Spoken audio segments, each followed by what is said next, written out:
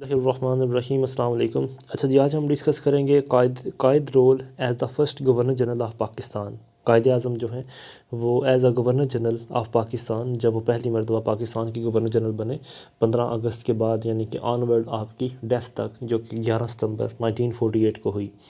اگر emergence of Pakistan میں بات کریں تو قائد اعظم کا اس میں کوئی شک نہیں کہ آپ کا بہت بڑا رول ہے۔ آپ پاکستان کے ایک نیشنل لبریشن لیڈر کے طور پر جانے جاتے ہیں۔ آپ کے تعارف کی کسی کو یعنی کہ گنجائش تو نہیں ہے۔ اچھا، اس کے ساتھ ساتھ جو ہے یعنی کہ آپ نے کس طرح مطلب کانگریس منسٹریز کے بعد 1946 کی الیکشنز کو جیتا، اور اس کے بعد جو ہے وہ پاکستان کا مطالبہ ہندوؤں اور انگریزوں کے سامنے رکھا، اور یوں آپ نے پاکستان کو اچیو کیا۔ سب سے پہلے تو آپ کی نامینیشن ہوتی ہے، nomination as a governor general. جب آپ کی نامینیشن ہوتی ہے تو آپ کی نامینیشن کے بعد ٹل ڈیتھ 11 ستمبر 1948 تک آپ گورنر جنرل رہتے ہیں، اور ایک تھوڑے سے وقفے کے دوران، شارٹ پیریڈ کے دوران 13 ماہ صرف آپ جو ہے وہ گورنر جنرل رہتے ہیں، تو آپ کا کافی زیادہ امپیکٹ پڑتا ہے ملک کی یعنی کہ نیشنل اور انٹرنیشنل سچویشن کے اوپر۔ پاکستان کی اوپر آپ کا کافی زیادہ امپیکٹ جو ہے وہ پھر بھی پڑتا ہے۔ سب سے پہلے جب آپ گورنر جنرل بنے تو آپ نے اپنی کابینہ جو ہے اس کو اپوائنٹ کیا۔ قائد اعظم محمد علی جناح نے سب سے پہلے آپ نے نواب زادہ لیاقت علی خان صاحب کو پرائم منسٹر بنایا۔ پھر نمبر 2 کے اوپر آپ نے عبدالرب نشتر صاحب کو منسٹری آف کمیونیکیشن کا جو شعبہ ہے یعنی کہ صنعت، مطلب ہم کابینہ کے طور پر ان کو رکھا۔ پھر فضل الرحمان ان کو منسٹری آف ایجوکیشن اور انفارمیشن دی۔ پھر آئی چندی گڑھ ان کو منسٹری آف کامرس۔ پھر غضنفر علی خان صاحب کو ایگریکلچر اور ہیلتھ، اور پھر آخر میں سر ظفر اللہ خان صاحب جو ہیں ان کو فارن منسٹر کا عہدہ جو ہے وہ دیا گیا۔ پھر آتی ہے ریفیوجیز کی پرابلم۔ ریفیوجیز کی پرابلم جو ہے یہ قائد اعظم نے سب سے پہلے تو اس کو اپنے ہی ہاتھ میں آپ نے اس کو رکھا تھا، ریفیوجیز کے پورٹ فولیو کو، اور منسٹری آف ریفیوجیز جو ہے وہ آپ نے اپنے ہاتھ میں رکھی۔ پھر آپ نے بعد میں پنجاب گورنمنٹ کو باقاعدہ طور پر پریپیئر کیا اس کام کے لیے کہ جتنے بھی مطلب ریفیوجیز جو انڈین پنجاب سے آ رہے ہیں پاکستانی پنجاب کے اندر، ان کو مینٹین کیا جائے، ان کو کس طرح سے سیٹل کیا جائے۔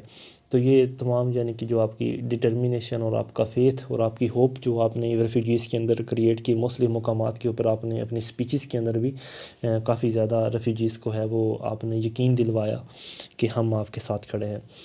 پھر آتا ہے کیپٹل کی اسٹیبلشمنٹ۔ آپ نے کراچی کو ایز اے کیپٹل جو ہے وہ ڈکلیئر کیا۔ پھر آتی ہے پروونشل گورنمنٹ۔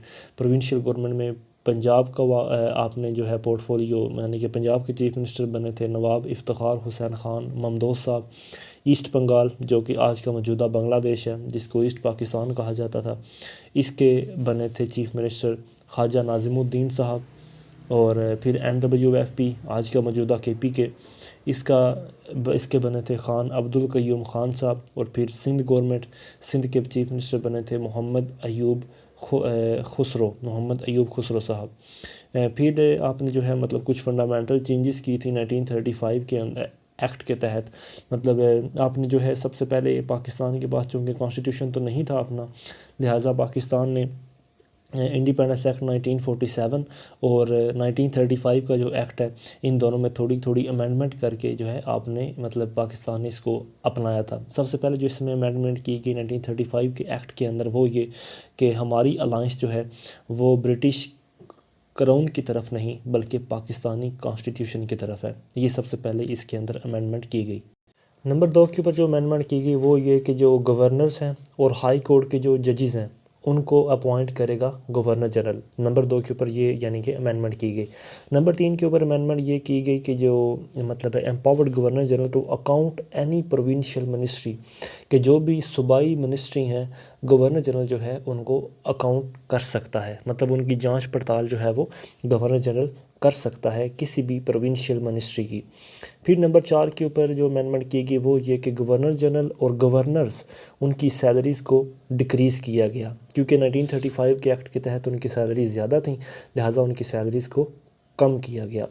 پھر نمبر 5 کے اوپر فیڈرل لیجسلیچر کو یہ امپاور کیا گیا کہ وہ اپنے اسپیکر اور ڈپٹی اسپیکر کو الیکٹ کر سکتی ہے۔ یہ 5ویں نمبر پر امینڈمنٹ کی گئی. اور آخری امینڈمنٹ جو کی گئی وہ governor general promulgate ordinance in case of emergency کے کسی بھی ایمرجنسی کے صورتحال میں جو گورنر جنرل ہے وہ یعنی کہ آرڈیننس ایشو کر سکتا ہے. پھر آتی ہے آپ کی اٹینشن ٹورڈز فارن افیئرس.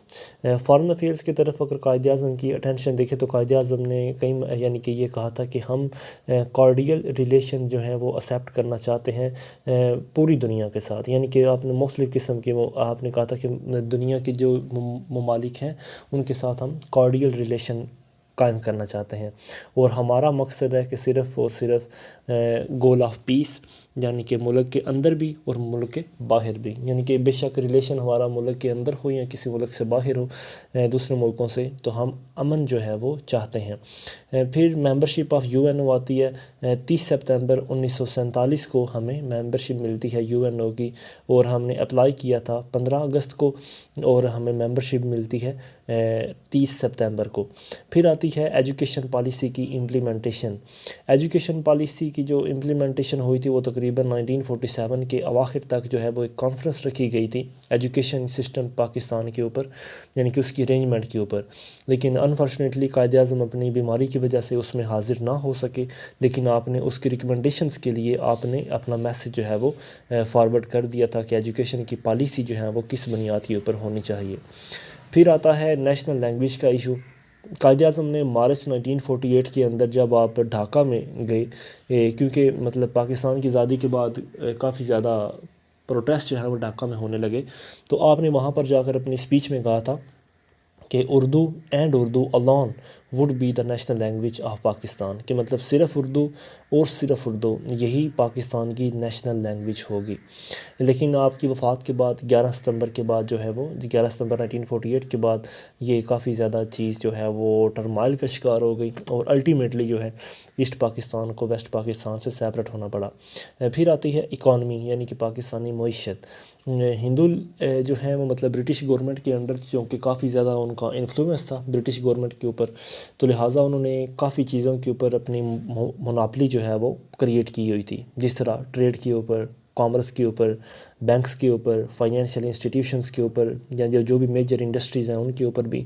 اور موسٹلی یہ ساری کی ساری چیزیں جو ہیں زیادہ تر انڈین ٹیریٹری کے اندر ان کو آ گئی تھیں، کیونکہ ممبئی، مدراس یا کولکتہ جیسے جو علاقے ڈیولپ تھے یہ سارے چلے گئے ممبئی کے اپنا انڈیا کے پاس.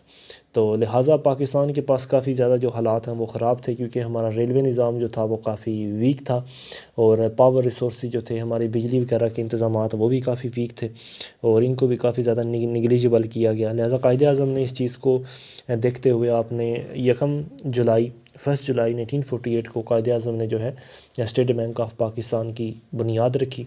اور اسی وجوہات 2 تھیں. پہلی وجہ یہ تھی کہ 1948 تک جو انڈیا کا ریزرو بینک ہے، ریزرو بینک آف انڈیا، جس کو RBI بھی کہا جاتا ہے، یہ پاکستان کے معاشی معاملات جو ہے وہ سنبھالتا تھا. لیکن اس کے بعد جب پاکستان کو آزاد کر دیا گیا تو ریزرو بینک آف انڈیا نے پاکستان کی اکانومک پرابلمس کو یا فائنینشیل افیئرس کو کیری کرنے سے مزید انکار کر دیا. لہٰذا قائد اعظم نے کہا کہ ہم اپنی اکانومی کو اپنے انڈر دا لائٹ آف اسلام ہم خود یعنی کہ اس کو پریزرو کریں گے. اور پھر آپ نے اسٹیٹ بینک آف پاکستان کی بنیاد رکھی، اور پھر آپ نے 1 جولائی کو آپ نے اسٹیٹ بینک کی بنیاد رکھی، اور 9 جولائی کو آپ نے پوسٹل اسٹیمپ کی بنیاد رکھی.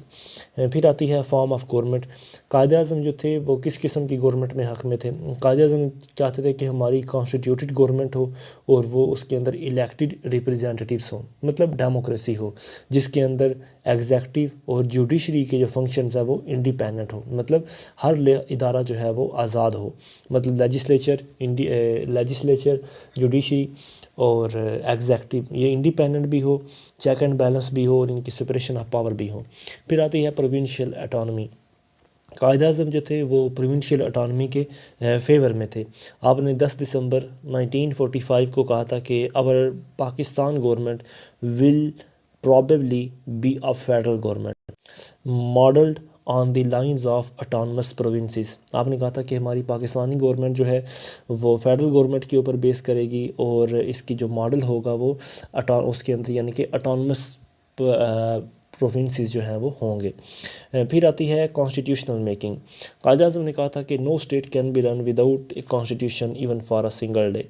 تو کانسٹیٹیوشن کے تحت تو ایک دن بھی جو ہے مطلب کوئی بھی قوم یا کوئی بھی اسٹیٹ جو ہے وہ رن نہیں کر پاتی۔ لہٰذا 11 اگست 1947 کو قائد اعظم نے اپنے ایک اور بیان میں کہا تھا، جب آپ نے پہلی مرتبہ اسمبلی کا چارج سنبھالا تھا، اپنی پہلی مرتبہ آپ نے جب اسمبلی میں تقریر کی تھی تو کراچی کے اندر، آپ نے کہا تھا the constituent assembly first task of framing our future constitution and second of functioning as full as complete sovereign body, کہ ہماری کانسٹیٹیوئنٹ اسمبلی جو ہے اس کا مقصد، پہلا مقصد یہ ہے کہ وہ ہمارا فیوچر کانسٹیٹیوشن بنائے گی، اور دوسرا اس کا مقصد یہ ہے کہ وہ ہمارے لیے یعنی کہ کمپلیٹ ایک ساورن باڈی ہے، اور وہ آنے والے وقتوں میں ایک ساورن باڈی کے طور پر کام کرے گی۔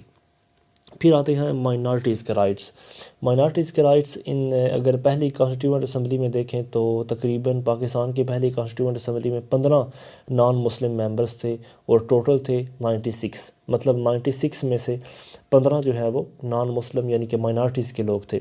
قائد اعظم نے ان کے بارے میں کہا تھا کہ مائنارٹی کے بارے میں، you may belong to any religion اور کاسٹ اور creed that has nothing to do with the business of the state, مطلب آپ کسی بھی قوم، ذات یا مذہب سے کیوں نہ ہوں، ریاست کو اس بات سے کوئی لینا دینا نہیں ہے، اور آپ اپنی عبادت گاہوں میں اپنی عبادت کر سکتے ہیں۔ تو آج کے لیے اتنی، انشاءاللہ باقی ہم نیکسٹ ویڈیو میں ڈسکس کریں گے۔ السلام علیکم ورحمۃ اللہ۔